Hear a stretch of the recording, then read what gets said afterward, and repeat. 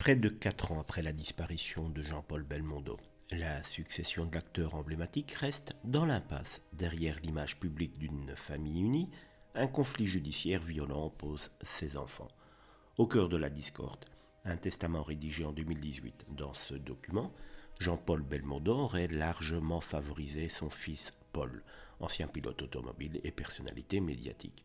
Ce dernier, aujourd'hui âgé de 62 ans, aurait bénéficié de donations estimées à près de 100 millions d'euros selon ses sœurs Florence et Stella, qui affirment ne jamais avoir été informées à cette disposition notariale, comme la loi l'indique. Florence et Stella accusent donc Paul de recel successoral, estimant qu'il a abusé de sa proximité avec leur papa pour orienter la succession à son avantage. Elles avancent également que Belmondo n'était plus totalement lucide en 2018, année de la rédaction du testament affaibli par des problèmes de santé chroniques.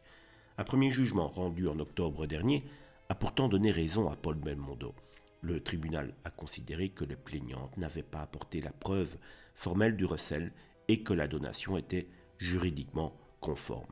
Mais le contentieux est loin d'être clos. Florence et Stella ont choisi d'ouvrir une nouvelle procédure, cette fois pour contester la validité du testament lui-même. L'argument central de cette nouvelle offensive est l'état de santé présumé fragile de leur papa à l'époque du testament. Une expertise médicale pourrait être sollicitée. Derrière ce procès familial se cache un affrontement générationnel et patrimoine.